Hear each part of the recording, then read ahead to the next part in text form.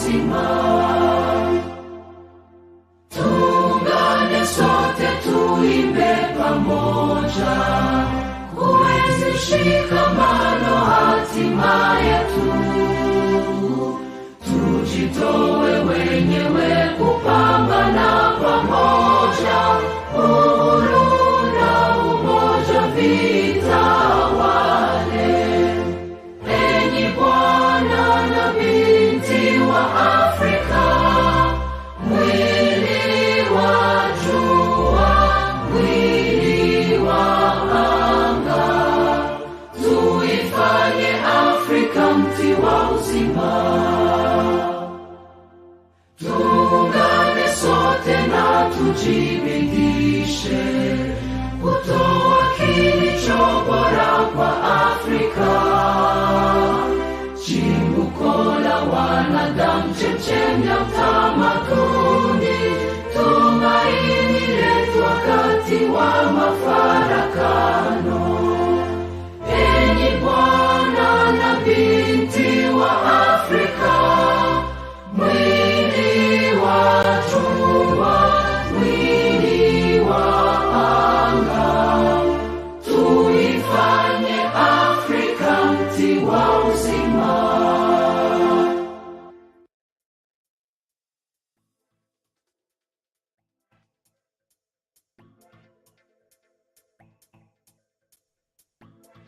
It is Man's TV Africa. You are watching us live wherever you are.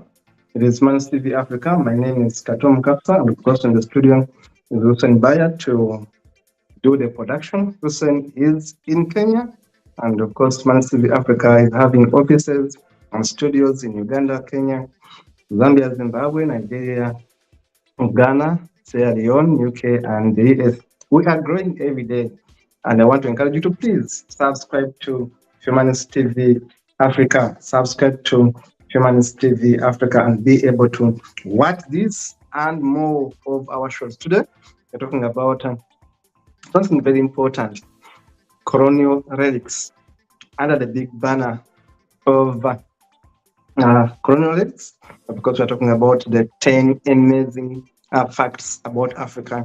This is episode 15, call it part 15, where we are talking about Colonial Relics as sub-part 2 of Colonial Relics. Now, when we talk about relics of colonial, who are the colonialists? Of course, in Africa, we know at least 7 countries in Europe shared us like a hot cake.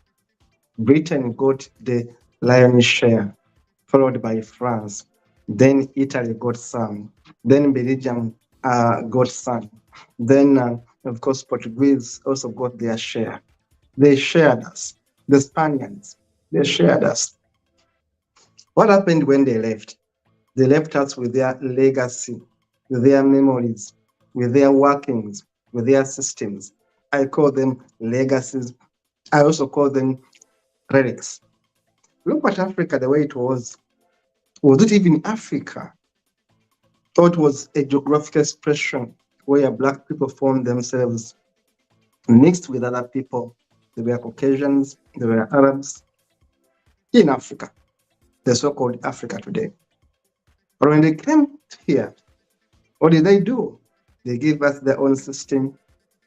They gave us their own languages. In fact, they tell us that our languages are inferior and their languages are special. They are God sent. They tell us that our education is so inferior, their education is special. They basically demonize everything about us and glorify everything about them. That is colonialism. That is imperialism. Now, the relics of their works,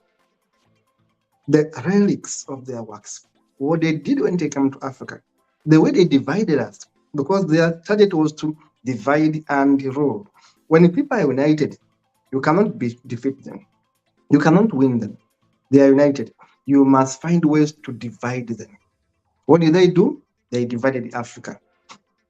They divided us along tribal lines. You find that someone has a tribal mate in Kenya and they are in Uganda. They have a tribal mate in Congo and they are in Uganda because they divided Africa into portions. They gave us a new meaning called countries. We never had countries. They defined us, they got our kingdoms, lumped us together without our consent. Without our consent. They said Baganda must coexist with Banyoro, with the Baruru, with the Langese, with the Acholis. All of you must come together to form a country. Colonial relics is the topic I'm handling today. So they define our boundaries, they define our countries, they define our languages. They say our languages are inferior, they are the superior, so theirs must be the official languages. They demonize our cultures. Our cultures are inferior, our gods are inferior, their goals are superior, their cultures are superior, their education is superior. Everything about them was superior. Everything about our ancestors was inferior. Those were the colonists who came to Africa to rule us, to exploit, to divide and conquer. Nothing else they did in Africa. They are going to talk about the good things they did. I will tell you the negative things they did. Colonial relics of imperialists in Africa. Let's look at what they did. What has the region done in Africa today? The region has divided Africans to the extent you can kill your father, you can kill your brother, you can kill your sister because of the religious differences. Today, there are African families that cannot marry between themselves because they are Muslims and these are Christians. The Christians will call the Muslims infidels. The Muslims will call the Christians pagans, infidels, kafirs, kafir, as they call it. Who brought that to Africa? Occupiers, the Arabs, imperialists, the colonizers. They come to Africa, they divide us, they give us a different identity altogether.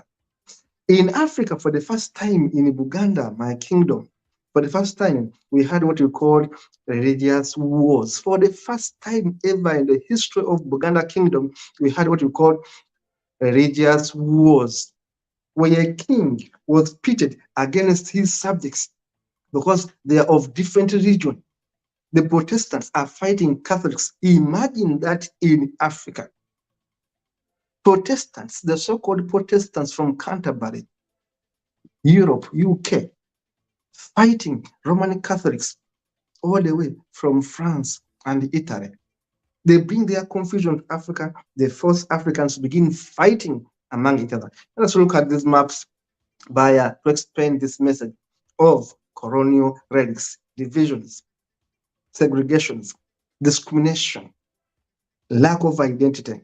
Let's have a look at these maps as we are prepared for you and the information for you to see the message for today.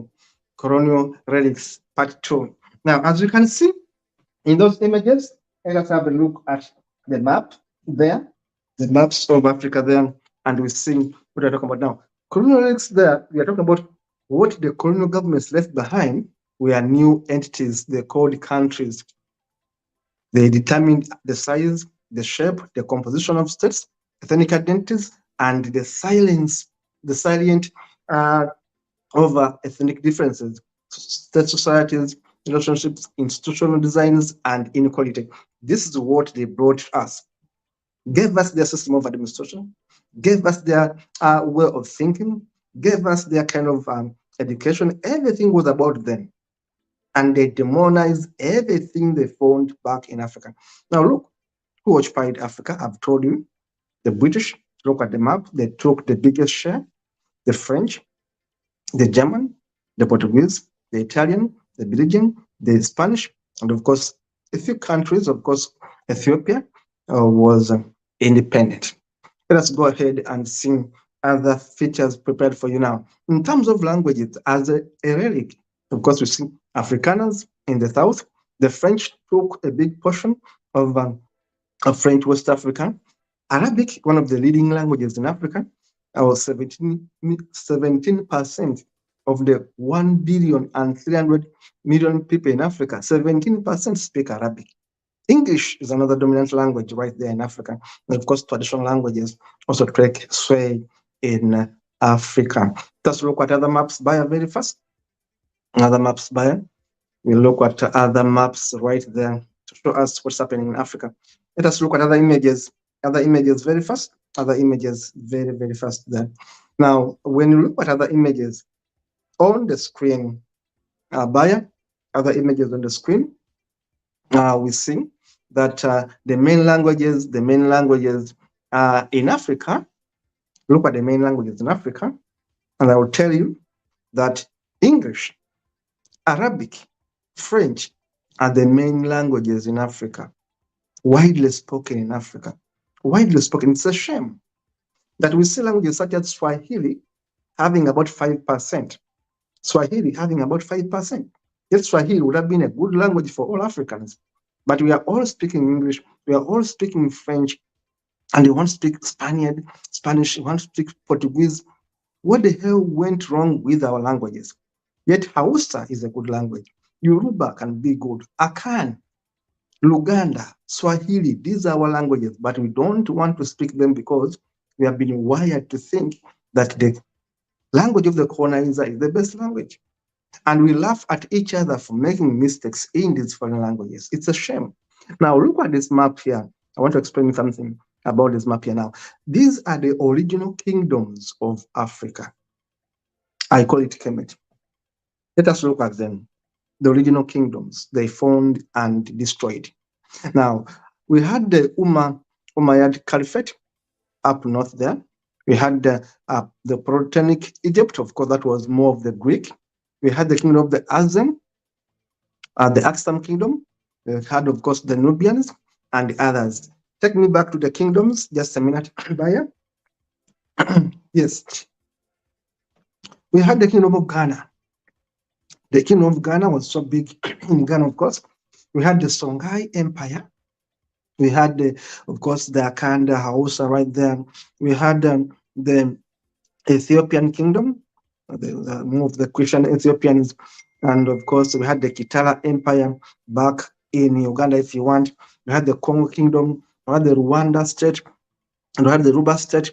We had the Great Zimbabwe Empire. And of course, these were the kingdoms we are talking about today, that these kingdoms were there and were destroyed. They were destroyed. What did we take on? We took on now a combination we called later on as countries. Let us look at other images by now. Other images by right there now. Yes. Now, when you look at this image here, why am I bringing it here? I want to show you how strong West African empires were.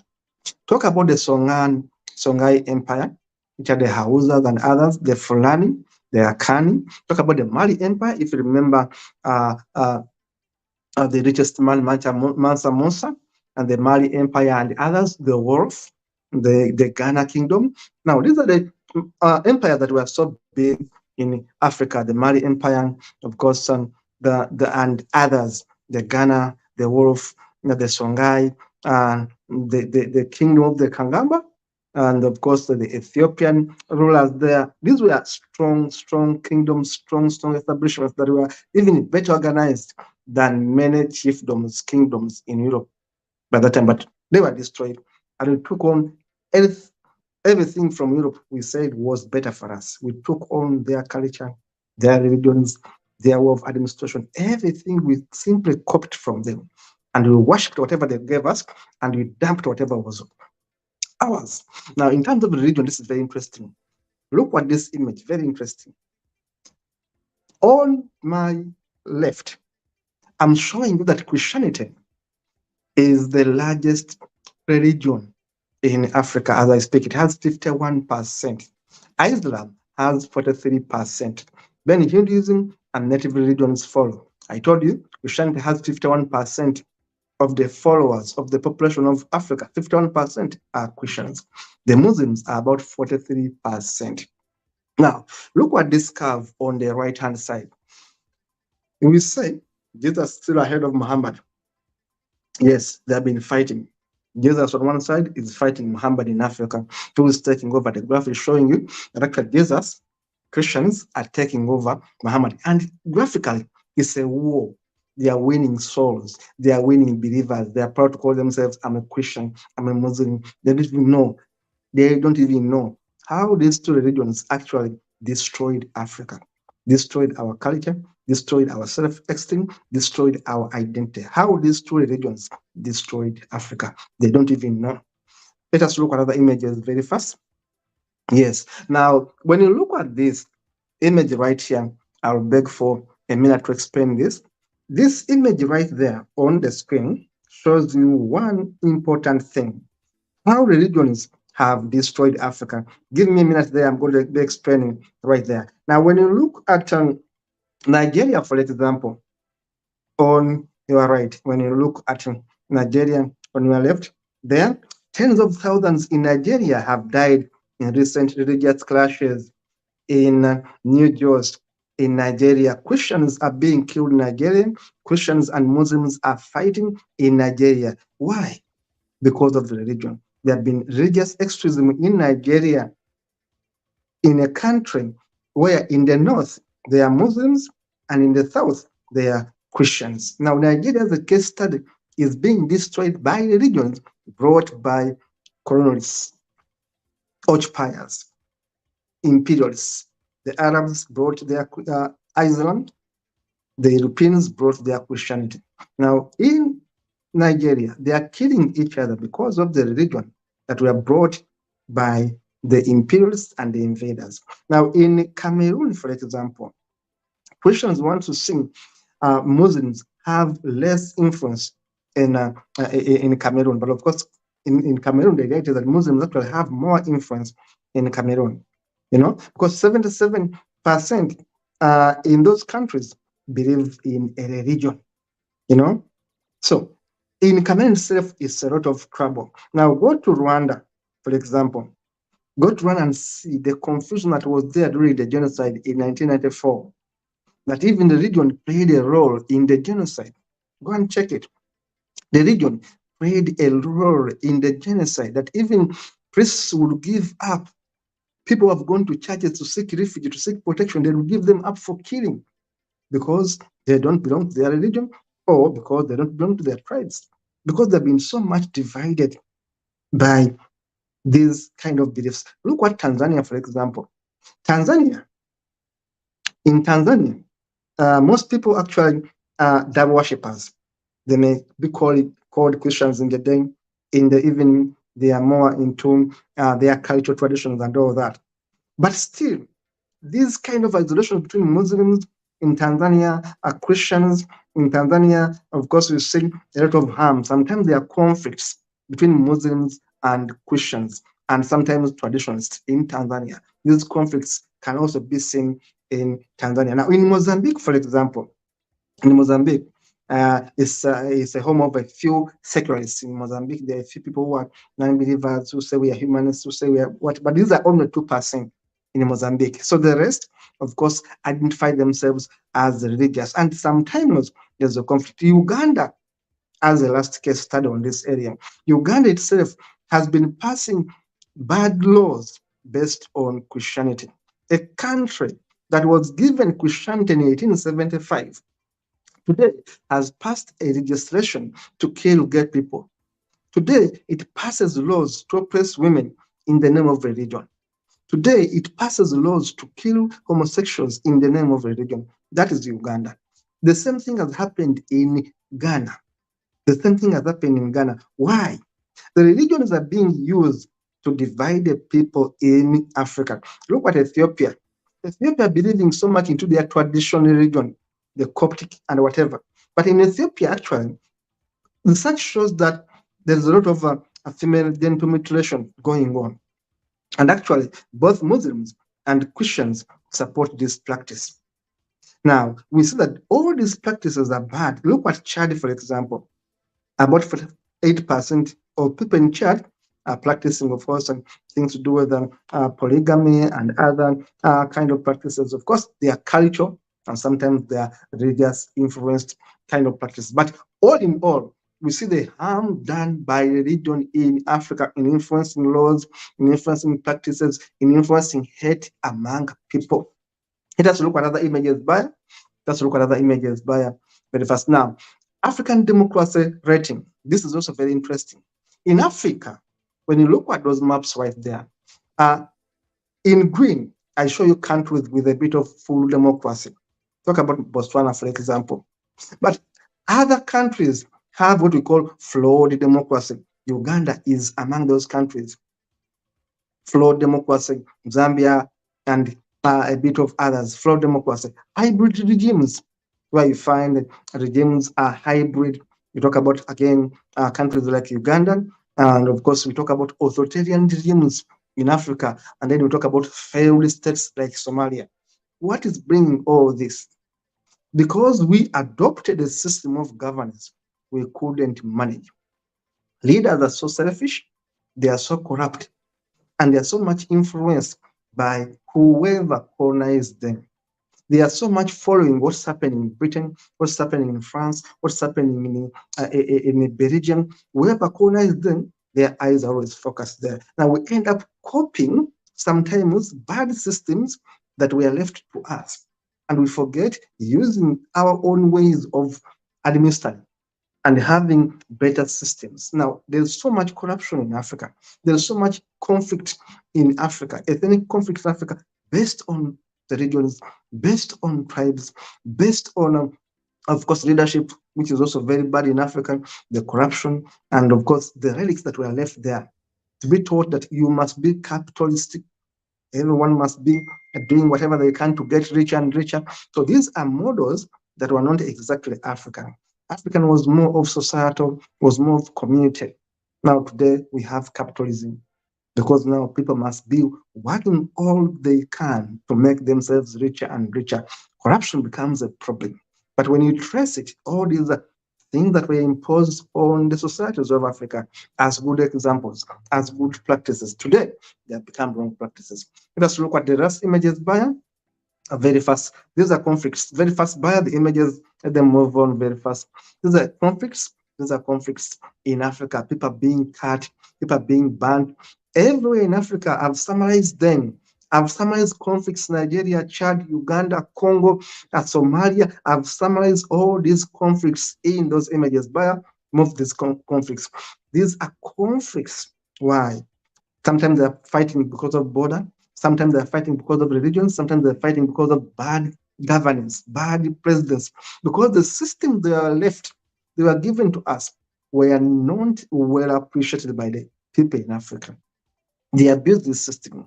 Look at Islam and how it is destroying Nigeria, how it is destroying Somalia, how it is destroying Chad, how it is destroying Cameroon and other countries, how it is destroying most of these countries where it was introduced and enforced on people. People kill each other in the name of Allah. People waste so much time in churches in Uganda. They have morning prayers, evening prayers, night prayers. They are always praying. Look at these images of two people here. Muhammad Bala, who was imprisoned 3 years now in prison because he dared to criticize Allah. Allah was simply introduced in Africa by the occupiers, the Arabs. Look at this other lady here. This lady here was killed in a mob at a university in Nigeria. She was killed and her body was burned. Why? Because she dared to criticize Allah. She dared to criticize Allah. Look at the abductions in Nigeria. They have been abducting people and sorting them in northern Nigeria simply because they are Christians. On the other image, you see a head shredded. That head is a person of a person who is gay, a gay man in Uganda, a friend of mine who was actually almost killed because of being gay. Now, who brought these confusions? The colonists told our people that being gay is actually bad, and they gave us laws against homosexuality. Now, people became so hateful over time. There was no hate in pre-colonial Africa. There were gay people, yes, but people could allow them to be. Today, we got laws that were given to us by those who colonized us, laws against homosexuality, laws that promoted homophobia. These are all colonial relics. We are killing each other in the name of Jesus, in the name of Allah. Africa is dying because of religion. So this is it for today. Linda Tilly, my friend, said, no God is coming to save you, to save Africa. Neither the West is going to come to save Africa. We can save ourselves, and we are each other's brothers We are each other's keeper. That was Linda Terry, my friend. And Linda Terry also shared this, that people before profit. People before profit. We need to put people before profit if you're going to move Africa forward. Capitalism has destroyed Africa. We need to put people before profit.